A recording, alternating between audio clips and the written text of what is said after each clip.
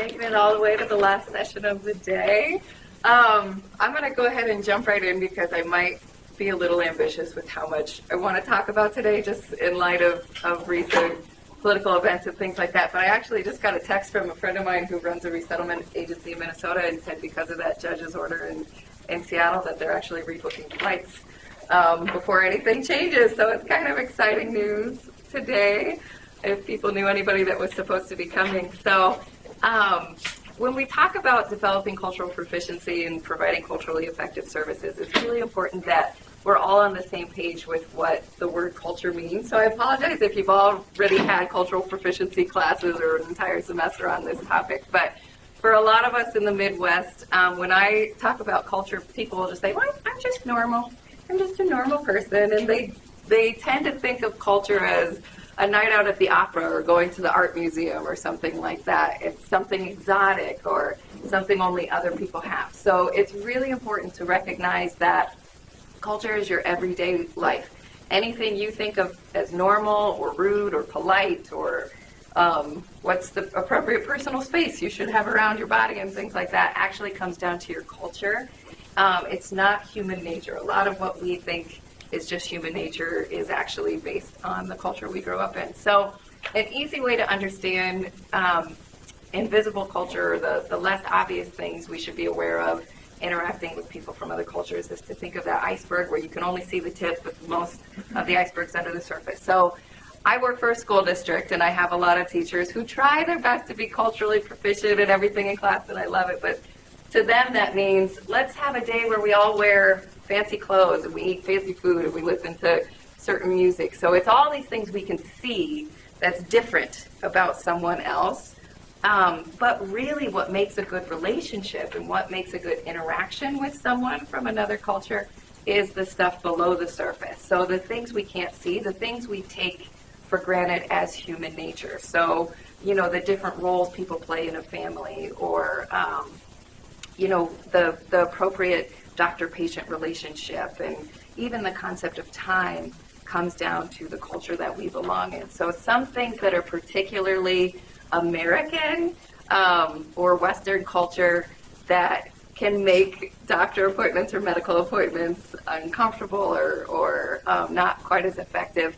The American medical professional may not realize that their patient has different expectations of this interaction. So some very American things are, we are technology based in the United States. We want the latest and the greatest and the newest, and young things are beautiful, and we put our old people in a home and we don't think about them anymore. And this is very opposite for a lot of refugees when they come to the United States. This can be kind of a shock to the system. So they may feel more comfortable with traditional medical practices that have had years of experimentation, and we know what results are going to come from this, and we've done it for 1,000 years. In this laser, you just invented this yesterday. How can you possibly know what to expect from this robot machine or things like that? I would rather have something I know what to expect the results of. So we assume everyone's going to want the latest and greatest technology to be part of their treatment plan. We are also obsessed with time in the United States, which is why I'm kind of talking quickly now, because I know we only have an hour. The concept of time itself is cultural. So in our culture, we have the past, the present, the future, and if I say this session starts at 2:55, it starts at, da-da-da-da-da, we need to be done at a certain time, and if you're 15 minutes late for your appointment, then you need to reschedule. And in a lot of other cultures, there isn't the clock on the wall or the watch on your wrist, and so time is based on a natural event. So maybe your appointment or your meeting is at sunrise. Well, sunrise can take an hour and a half. At what point during the sunrise are you late for that appointment? So it's a little more fluid. Some cultures don't have a concept of future. If you're living on the equator and you have the same hours of daylight and night each day, we've had a lot of mix-ups with our new Congolese families when we make doctor appointments. We'll say it's at 2 o'clock in the afternoon. Well, I get to the house at 2 o'clock in the afternoon to take the family. I'm like, where have you been? I've been waiting for you since this morning. Because in Kiswahili, the clock starts, the first hour of the day is 1 o'clock. So when the sun comes up, that's 1 o'clock. So they thought I was going to come the second hour of the day because the appointment was at 2 o'clock, which they interpreted as the second hour of the day. So sometimes what we think of as obvious is this is the time of your appointment actually can get lost in translation. We also value assertiveness, and it's totally okay for an American to question what the doctor's saying and to ask more questions. And well, I didn't understand what you meant. What does that mean? And then if I do this, what happens? Or what can I eat with this medicine? And those types of things. In a lot of other cultures, you don't question authority, particularly refugee populations who've been persecuted by authority, and it would literally put your life in danger to question that person. So medical professionals, there's a lot of respect for you and your job, and so that newly arrived refugee, might just think, well, they're the professional with the education, they can just look at me and tell what's wrong. I don't want to offer them information and sound arrogant or presumptive and give them the information. I'll just accept what they tell me and nod yes and go on my way. So don't assume that just because the client says yes, that they're in agreement with you or they understand what you're saying, or that, they don't have any further questions. And then we also are a fairly informal society. We can look each other in the eye, and we actually prefer it if the person I'm talking to or interacting with looks me directly in the eye. And I might feel more comfortable with you calling me by my name. In a lot of cultures, eye contact there's very specific rules about who you can make direct eye contact with and who you can't. And it would be incredibly rude for someone to call a doctor by their name instead of their title and those types of things. So just be aware that a lot of our expectations in the appointment room aren't the same expectations your patient is coming into the room with. So when we talk about refugees, this has been a word that's been thrown around quite a bit on the news lately. And it's where a lot of the tension and the divisiveness comes from, is the word isn't always used correctly to its technical definition. The news just tends to call anybody fleeing a bad situation a refugee. But that would not qualify you for a formal resettlement program to the United States. Natural disasters don't persecute any one group in particular. Civil war or violence in your area wouldn't necessarily qualify you as a refugee. You have to be facing persecution based on a particular group that you belong to. Your race, your religion, your political affiliation, something about that group you belong to is what's putting your life in danger. So it doesn't just mean someone fleeing something bad. I went to grad school in New Orleans when Katrina hit. Anybody that left the city was called a refugee. That is not what a refugee is. So all refugees are immigrants, but not all immigrants are refugees. Refugees do have to cross a national border to be considered a refugee. Otherwise, it's an IDP, an internally displaced person. You might also hear the word migrant, and this is the word that should be used for the European crisis right now with Syria. The argument against refugee resettlement in the United States right now is, well, we don't know who's coming across the border. Anybody could pretend they're a refugee and you could be a terrorist or whatever, but they'll be like, look what's happening in Germany, look what's happening in France. That's not a formal structured resettlement program. That's crisis migration. So a migrant just means anybody who's moving. So if you moved to wherever you go to school just to go to school or to take that job, you would be considered a migrant. A migrant can be a citizen, a migrant can be an immigrant. Migrant just means a mobile person. And then an asylee or an asylum seeker is similar in the end game as a refugee, but the process is reversed. So refugees do all of their screening before they go to their country of refuge. Asylees get to their country of asylum and then start the screening process. So this may be more appropriate for your families coming up from Guatemala or Honduras or El Salvador, those types of things, where you get to the United States, you claim asylum, you get a court date about 500 days in the future. We're a little bit backed up.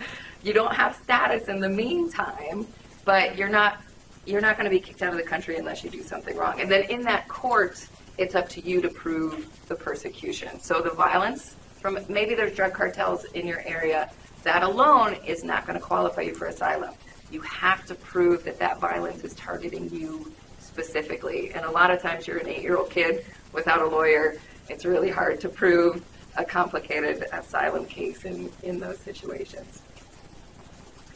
So when the bulk of what I'm going to talk about today is the countries we've been resettling for a few years now, which tend to be underdeveloped countries like Burma, Bhutan, Somalia. We just started resettling Syrians I'm from Nebraska. So in Nebraska, we started resettling them in April, but in high numbers, we just started resettling Syrians this past year.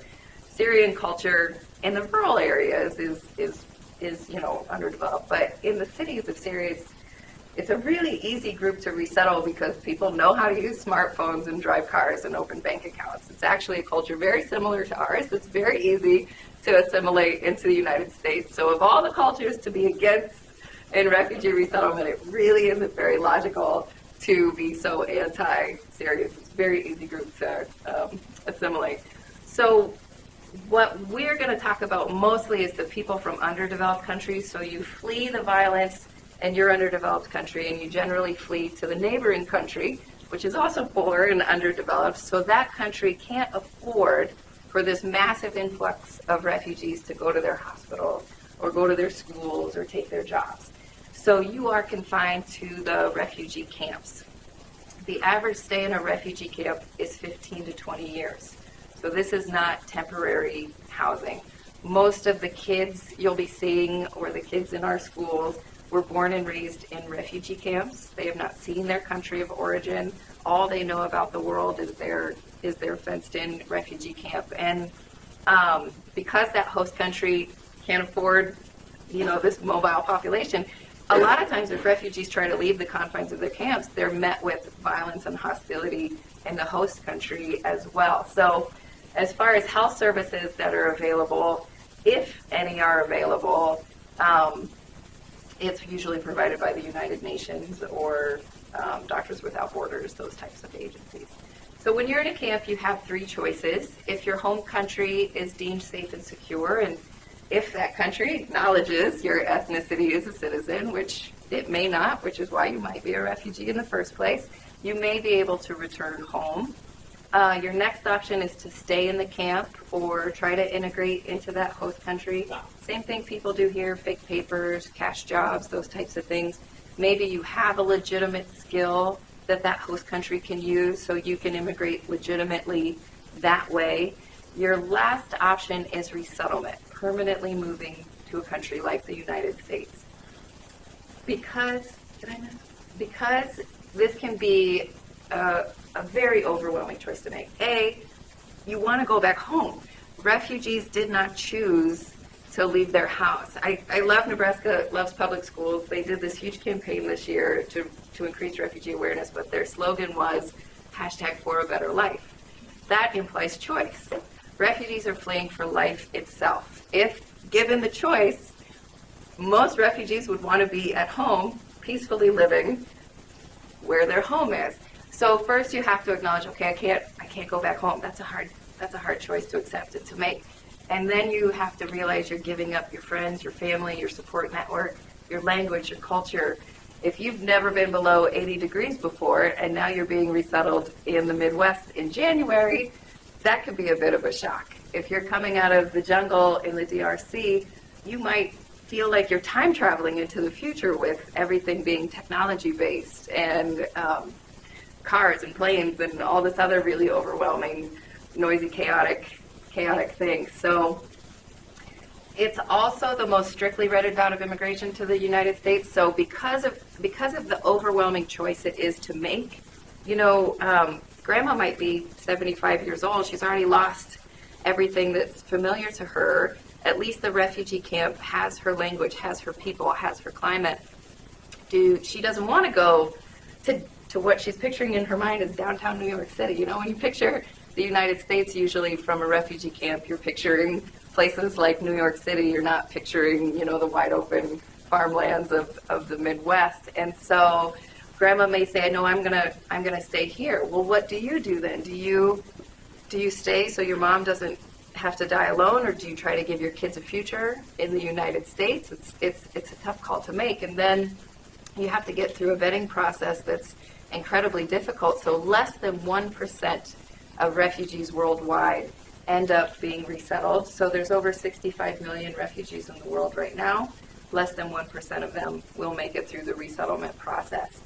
So this is an example of crisis migration in Europe. This is not how a formal legal route of immigration to the United States is. To come to the United States through the refugee resettlement program, the first thing you have to do as a refugee is get official refugee status through the United Nations High Commission for Refugees. This usually takes at least a year. It can take up to 10 years in some cases, because they have to prove you belong to a persecuted group.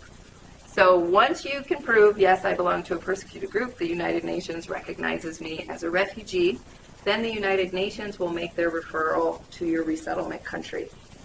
There's kind of three types of cases. Free cases means it doesn't matter where in the world you go. You don't have friends and family anywhere. Maybe you speak a fairly common language, so it really doesn't matter if you go to Australia or the United Kingdom or the United States. The next type of case is what we would call a geo case.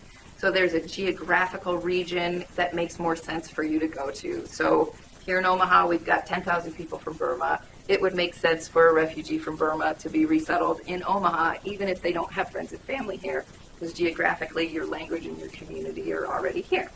And then anchor cases, family and friends. You have actual ties to a particular place. That is ideally, what everyone shoots for, is to reunite families with their friends and family. So you get through the United Nations, you get that refugee status, you get referred to the United States, then we start our screening process. The FBI, the CIA, Homeland Security, Department of State, counterterrorism intelligence. At different points throughout this process, you're having your fingerprints taken to make sure it's still the same person. You're not swapping out with someone halfway through. If you're from a high terrorism region, for example, Syrians also have their irises scanned as part of the process. So that's what takes that 18 to 24 months at minimum. For some families, it's even longer than that. It can take years to get your entire family approved at the same time. A lot of these screenings have expiration dates to them, so you may get through 4 of the screening processes, but one takes a really long time, and in the meantime, something else has expired and you have to start over again. Once all that's done, you have to have current medical clearance. You cannot have contagious or infectious diseases. Medical clearance is only good for 6 months at a time. Say we've got everybody on the same page, we're all finished with the screening process. Now the refugee gets to work with the IOM, the International Organization for Migration, to arrange their airfare. No one gets a free ride to the United States. You get a travel loan for every ticket, and 4 to 6 months after arrival, depending on which agencies you come through, you get your first bill in the mail. So it's pretty expensive to fly to most of these countries, so refugees are coming to the United States with pretty significant debt. Because they've gone through this extensive vetting process overseas, the second they land in the United States, they are legal and they are authorized to work. So if I'm an employer and I have a refugee apply for a job, I cannot ask them for any identification except their state ID and their social security number. Refugees do not have to prove that they are employment authorized. They don't have to show a green card. They don't have to show an EID. Sometimes employers don't understand this, so they ask for it anyway. But we as advocates can refer that employer back to the government and say, no, check your sources. They've showed you their state ID. They've showed you your social security number. They're good to go. Refugees basically have the same status in the United States as citizens, except they can't vote yet. And there's some technicalities with the Social Security Office and retirement and things like that. If you've been in the States more than 7 years and you haven't adjusted. But after 5 years, you're eligible for citizenship. Once you get your citizenship, you're same as anybody else. So when a refugee comes to the United States, they are attached to a refugee resettlement agency. This is a federal government program, so it's not super warm and fuzzy. It ideally, in the government's eyes, can be done in 30 days. If it's a particularly high needs case, they can extend resettlement to 90 days. So the resettlement caseworkers have a list of core services that they have to provide. And the government thinks all these core services can be done in 30 days, and then the refugee gets a letter in the mail in English that says, congratulations, you've been successfully resettled in the United States, good luck in the future. The only health things that are addressed are 3 basic required screenings that are part of the resettlement process. So the caseworker will take them to a blood draw. The next appointment is a full assessment. And then the third appointment, they start their vaccines. Anything outside of that is the refugee family's responsibility to meet their own needs. If the caseworker maybe has a light caseload and you have other health problems, they can, in theory, they can help you with those things, but they're not required to. The only things they're required to address is if it's a known medical condition. When I, as a resettlement agency, say that I will accept this case and this family, if there's an existing condition on their paperwork, I'm also agreeing to help them. If we know they're a diabetic, I know I'm going to help them get all their stuff in order when they come to the United States. But if it's not on their sheet, for example, maybe mom got pregnant at some point after the 6-month medical clearance overseas, they don't have to take her to the OBGYN. She has to find her own way to the OBGYN when she gets to the United States, because they didn't accept that responsibility when they assured the case because it wasn't known at the time. So we resettle refugees in the Midwest from all different countries around the world, but we don't have time to talk about everybody today, so we're just going to talk about the main populations you'll encounter. Anybody from another state who's not from Nebraska? Where are you from? Missouri? Where are you from? California? That's who texted me about the Trump thing. You guys got, mostly Somali, but you guys got a mix. So I can't speak to, I don't know California's resettlement populations very well, but for the Midwest in general, we tend to resettle about the same types of ethnicities. So Syria, unfortunately, is now suspended indefinitely, and we don't know the future of that program. The rest of resettlement, in theory, is halted for the next 4 months, but Syria will be an indefinite ban unless something changes. So Syria is the worst humanitarian crisis of our time. Most of the families we've been resettling have been Arabic speakers, but there's also Kurdish people who may be coming, and a mix of some other things. There's a big cultural difference between rural areas in Syria and city areas and that type of thing, and they may have very different political views and that type of thing. The war in Syria started in 2011, and pre-war Syria had 22 million people, and now there's less than 11 million people in the country, so half of the population. And hospitals and schools specifically are targets. So there's the medical care in Syria is pretty much non-existent at this point in time. There's a cool documentary on Netflix. Does anyone watch White Helmets? Yeah. If you have Netflix, check out White Helmets. It's basically just people who are willing to go in after a bomb is dropped or something like that and help, no matter what ethnicity, if it's the rebels, if it's the Assad regime, if it's ISIS, if somebody's hurt, they've agreed to go into those areas and help. I think this picture is a good metaphor for the regular, everyday people of Syria. There's nowhere to go. You're trapped in this impossible position of the government coming on one side and the rebels coming on another side and ISIS coming somewhere else, and you have no defense. You have nowhere to go. And so, my own family asked me a lot of times, we're like, well, why don't people fight back? If I know this guy's going to cut my head off, I'm going to stand up and kick him and do all this stuff. And people really don't understand that first of all, terrorists a lot of times are pumped up full of drugs. They're on PCP and meth and all this other stuff. And if somebody on PCP is coming at you with a machine gun and you're a 6-year-old woman, what are you supposed to do? How do you fight back in that situation? It's a ridiculous thing to expect of a normal person. And I'm sure you've all seen the picture of Omran. His brother Ali actually died in that same strike. And, he was 3 years old at the time. All he's ever known of the world is war. So it's just a really horrible situation. The kids coming out of Syria and the Congo, well, the adults too, have seen the conflict and will have major trauma from that. Since schools were targets, it's really hard sometimes to get the kids to their first day of school. They're really scared. And some of the other kids, the refugee camps were, when you're a kid, childhood is still fun, a lot of times. And so the kids coming out of maybe a refugee camp in Thailand, they missed the refugee camp because it was semi-peaceful and they got to play soccer and hang out with their friends and they fit in and all of that. So for some kids, the trauma is leaving the camp and coming to the United States. And then for other kids, the trauma is the Civil War itself. But Syrians are totally open to Western medicine and will quickly seek services of a doctor if they don't feel good and will listen attentively and try to follow your instructions and things like that. Burma is, or Myanmar, you might hear on the news, is the largest population. We were resettling in Nebraska and Iowa in this area in the recent years. Burma is divided into states, and each state is a different ethnicity, a different language, a different culture.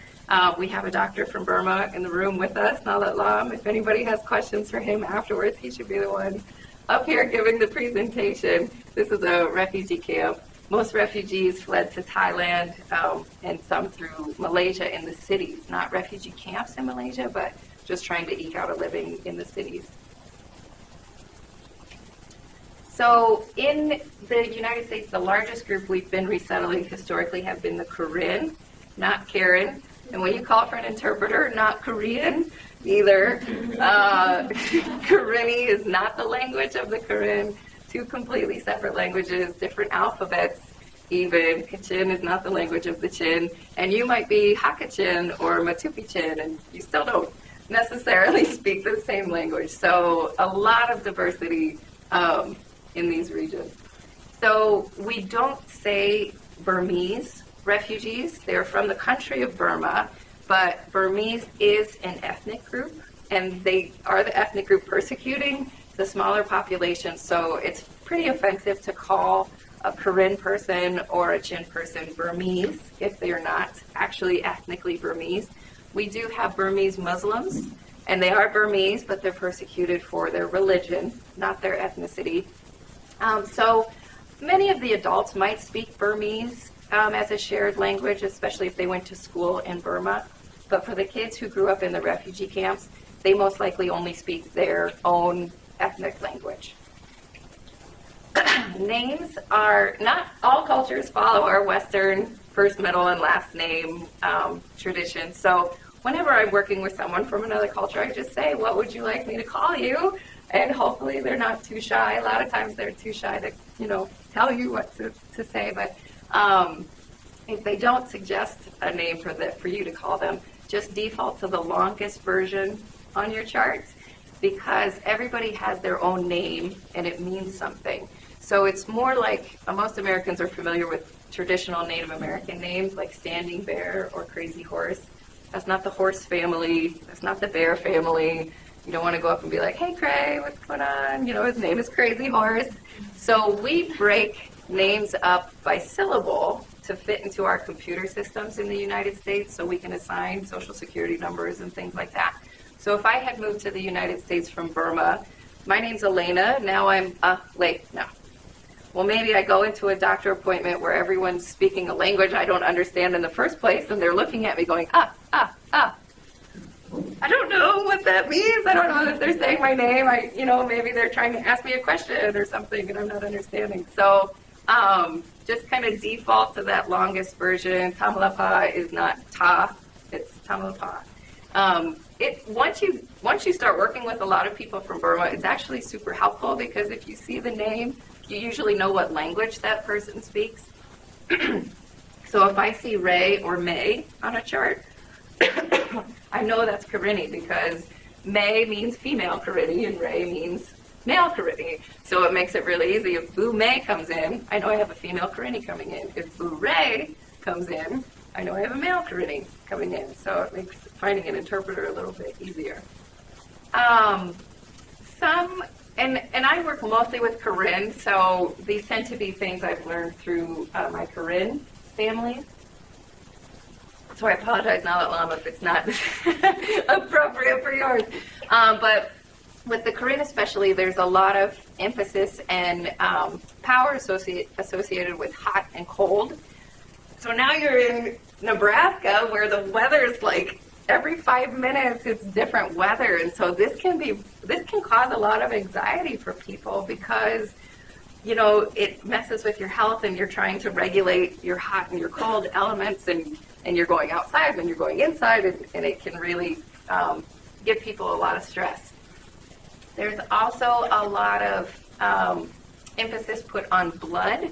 So, for example, when a girl has her period, they are told not to, they're kind of encouraged not to shower or bathe because you're weaker, because you're losing your blood, and then you're cold because the water's cold and the temperature's hot. And so there's still bloodletting that goes on. So HIV can be passed through blood transfusions when people are sick. So they're trying to replace bad blood with good blood. And ironically, it's actually the other blood that's tainted that you're adding to that person. So lots of emphasis on blood, hot and cold, and then food.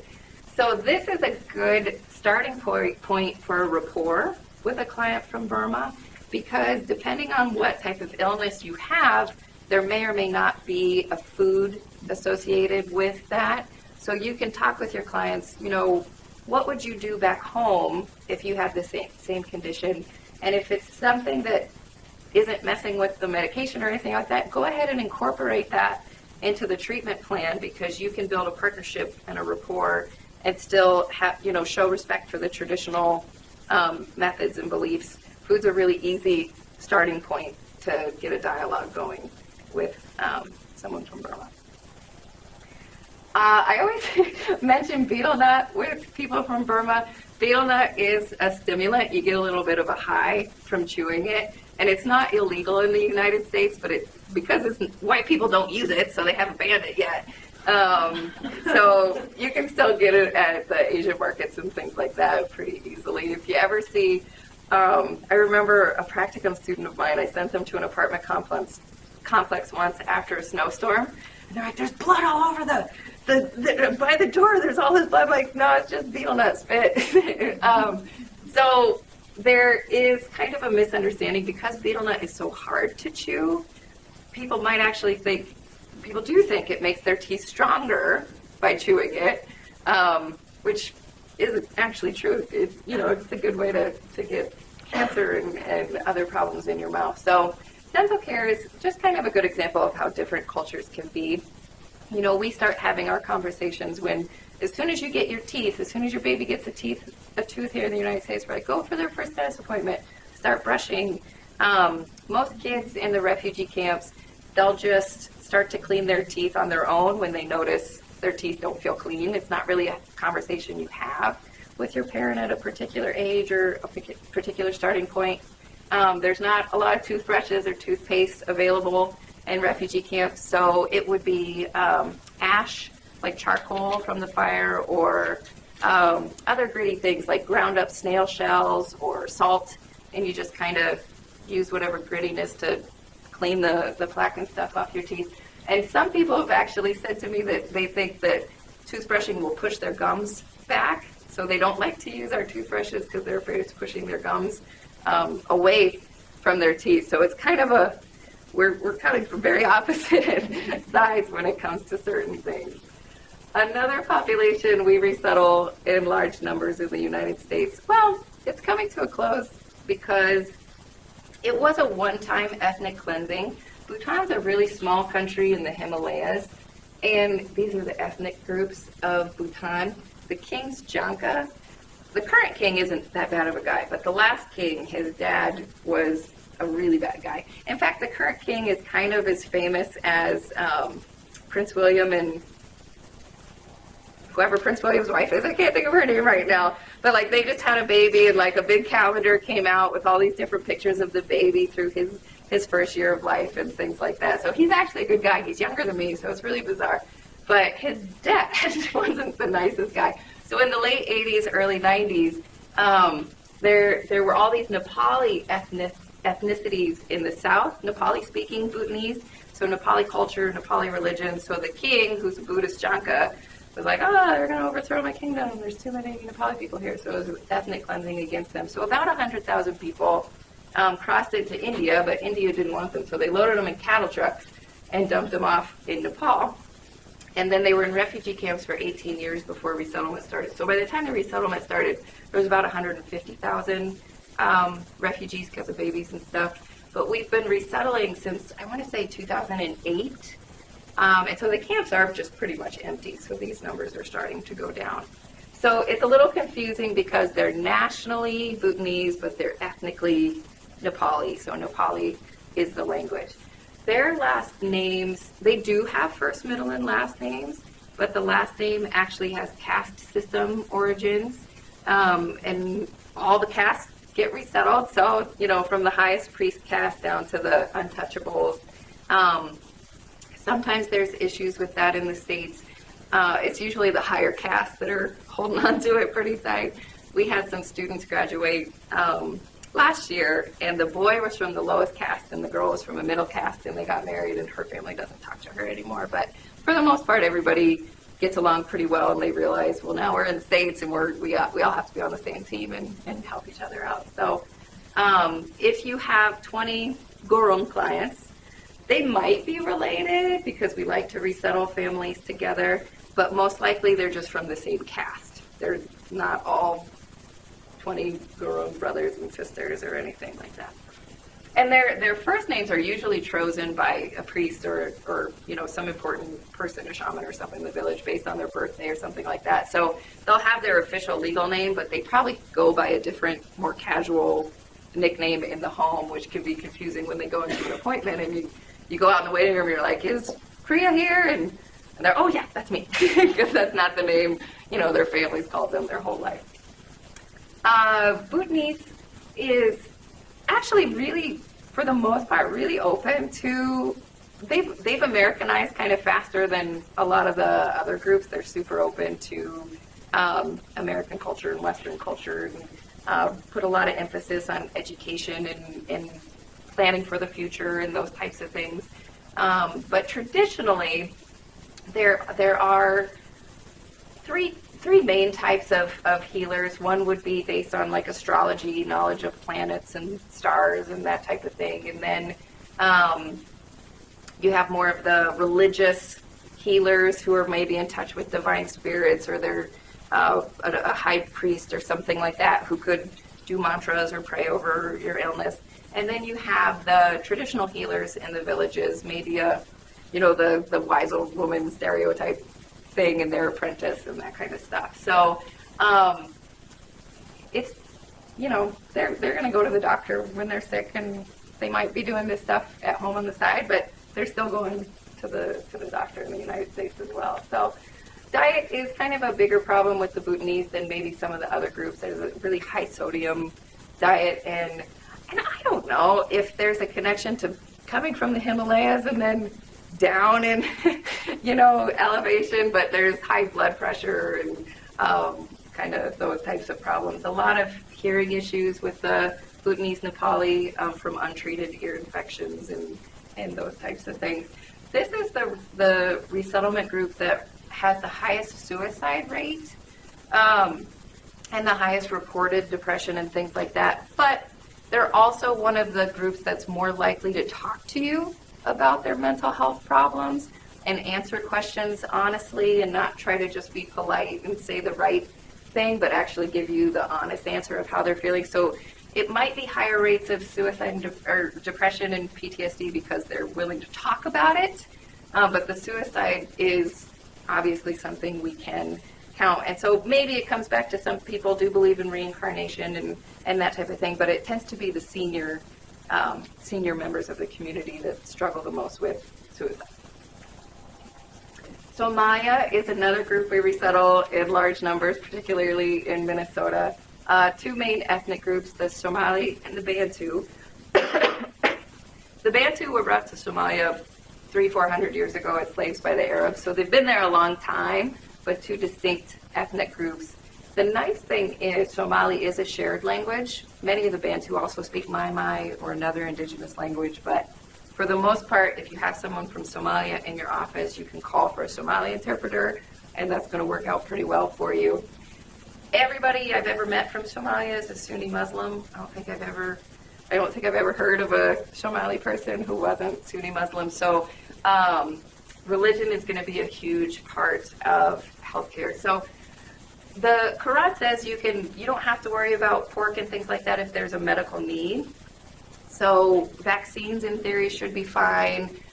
Gel caps should be fine, but you may have particularly conservative people who don't want to, unless they have to take this medicine, if there's not another alternative, they may tell you, okay, I'll go pick up this prescription, and then they see it's gel caps, and then I'm not actually gonna take this. So just be aware, if there's an alternative to a prescription that doesn't come in gel cap form, that would be appreciated. So a lot of times back home, there wasn't healthcare available, so you would try to, turn to your religion to cure your health needs. The male back home would have been the family spokesperson, but here in the United States, the guy's usually at work, so it's mom going to the hospital and to the clinic and things like that. Nutrition is a bigger issue prior to arrival. After arrival, nutrition's not that big of a deal, but it's a famine in a lot of the regions these refugees are coming from, so they may be arriving with a lot of nutritional deficits. And about 30% of Somali refugees have been tortured personally, so some PTSD and mental health concerns as well. This is a picture of some Somali refugee camps. The three biggest refugee camps in the world, one's for Syrian refugees in the Middle East, but two are in Kenya, Dadaab and Kakuma. So between these two refugee camps in Kenya, there's about 500,000 people, and it's been established for a couple decades. And it's not in the really nice, fertile part of Kenya. It's in the kind of desert, hot part of Kenya, so there's not a lot of agricultural stuff available.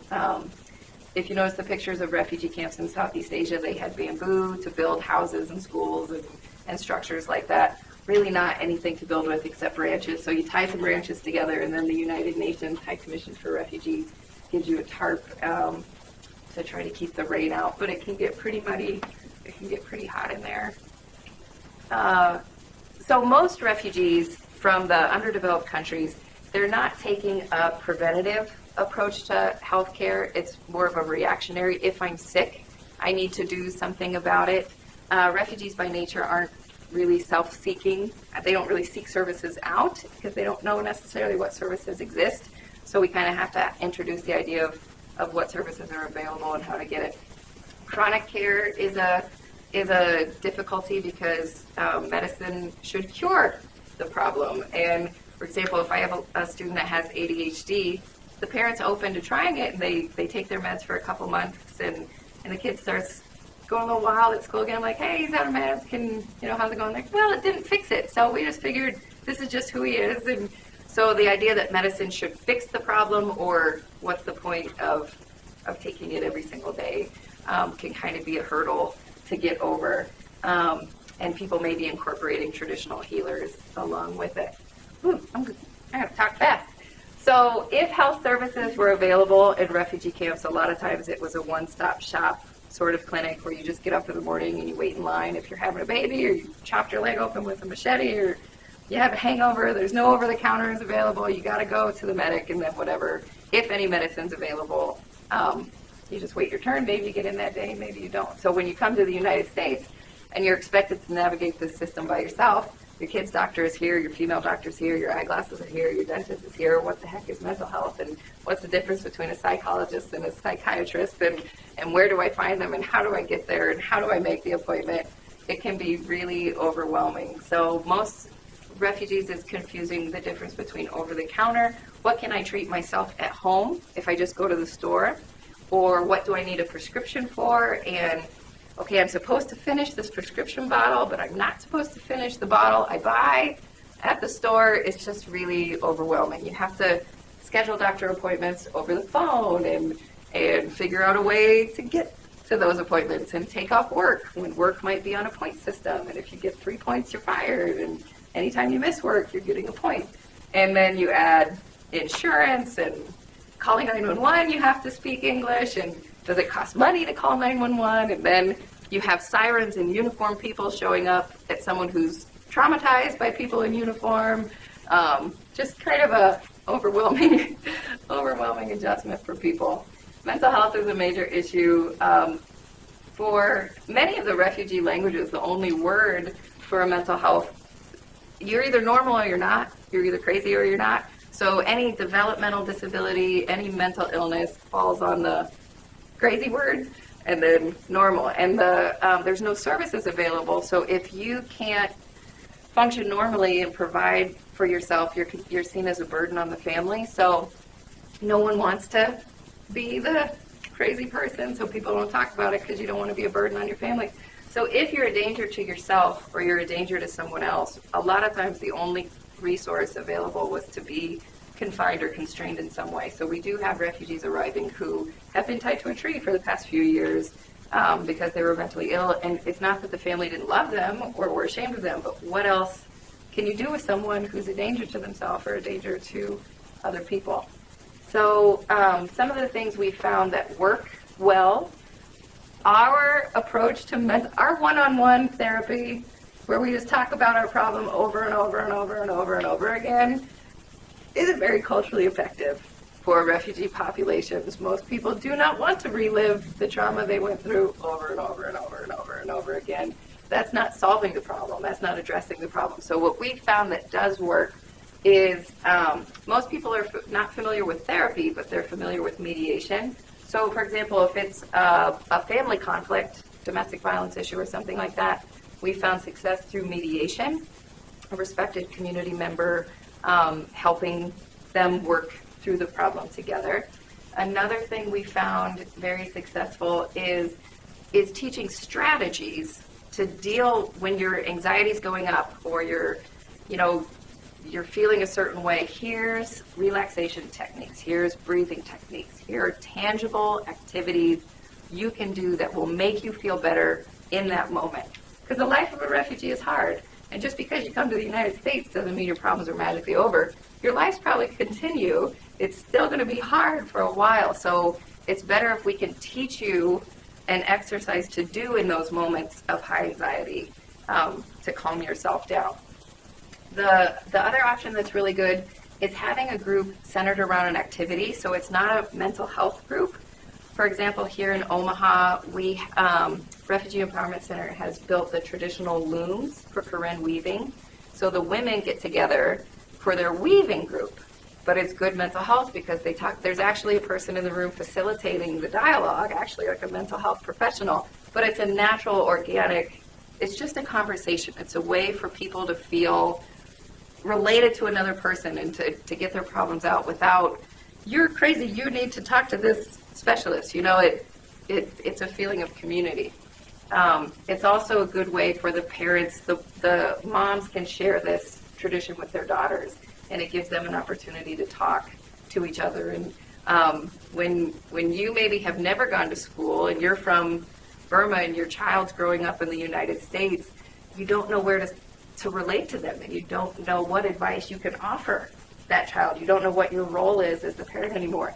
Well, here's something I can teach my daughter. This gives us something to bond over. So activity-based group therapy without pointing out that it's therapy has been very successful. So obviously language is going to be an issue, but bear in mind that many refugee adults are also illiterate in their own language. So when you hand them a packet of translated information on the vaccine you just gave them, that's probably just go to the trash. Because especially medical information is just often too academic, even for Americans. Nobody reads. No offense, nobody reads that stuff. There you go. So people say yes, even when they don't understand, just out of politeness and respect for your position. People might sign documents that they don't really understand, what they're signing. Just in America, they know you got to sign a paper everywhere you go. Like, everywhere you go, you're like, yes, I would like to see the doctor today. That's why I came. They're just like, all right, sign another paper. So anytime you can use visual aids, don't assume someone knows what their liver is or where the liver is in their body or what it does. Get an anatomy chart out if you can and show them this is where your liver is, and explain this is what your liver does, and this is why we want to treat this hepatitis, this big word we just told you. This is why it's important. When you're working with interpreters, speak to the patient. Even when I go in with a family, I'm just the ride, and a lot of times the doctor is like talking to me, I'm like, I'm not interpreting, but people just get nervous, and so they'll go to the interpreter. Can you ask her how long she's been feeling this pain? No, you would say, how long have you been feeling this pain? And then the interpreter does their job, but you're having the conversation with the parent. You're not having the conversation with the interpreter. If it's a new concept or something unusual for the interpreter, you may have to have a sort of side dialogue to explain, this is what we're talking about, but you're there with the patient. The interpreter is not your patient.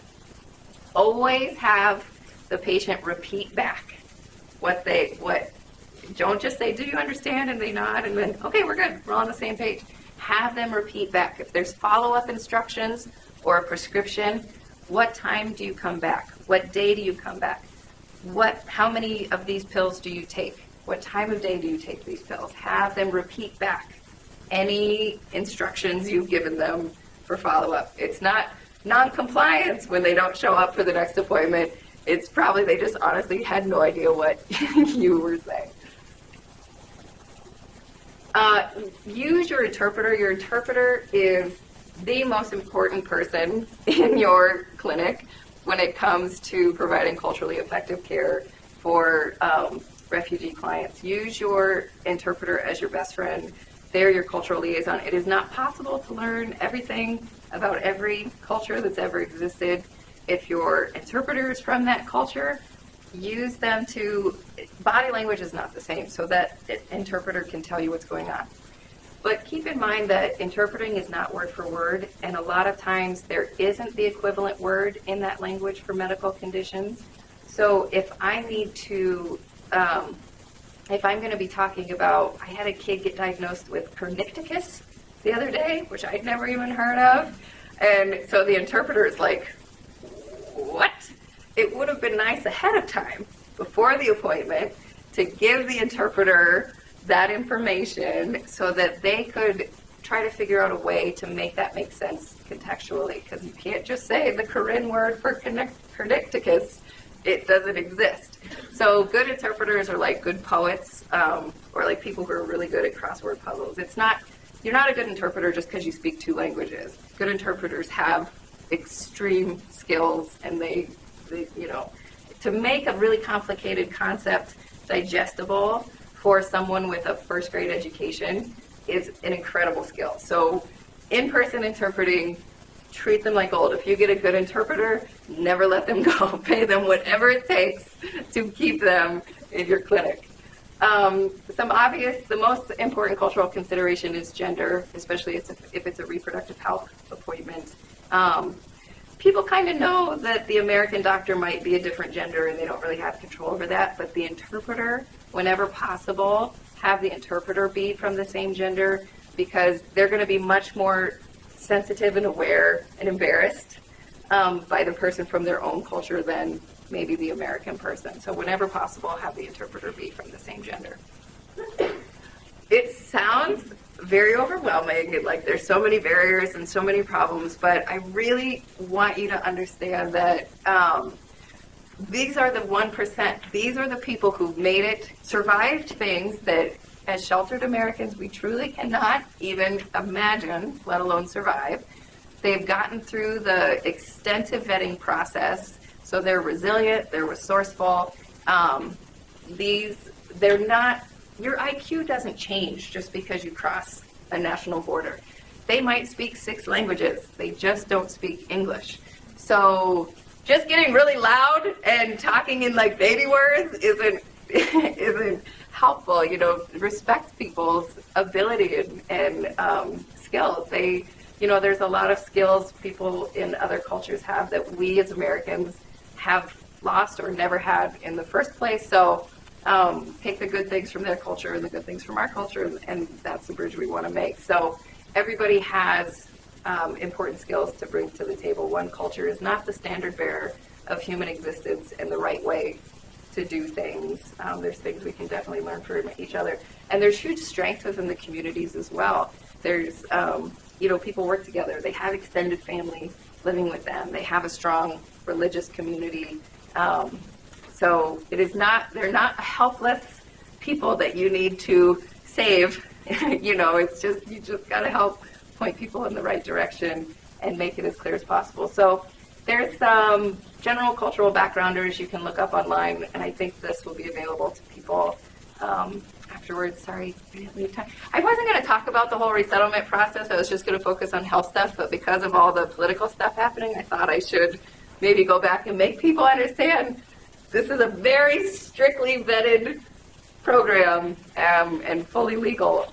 They can get financial assistance that's available in your hospitals. They can get Medicaid. They probably have insurance through work, So I have a lot of people go to the ER and then they'll have these, $2,000 bills. I'm like, why didn't they charge us for your insurance? Well, they never asked me if I had insurance. And then sure enough, they write down undocumented, uninsured, and I'm like, they didn't even ask. They didn't even ask the person if they have insurance. So I can stay if people do have questions, but you're free to go because we're right at time. So thanks for coming out on a Saturday and staying.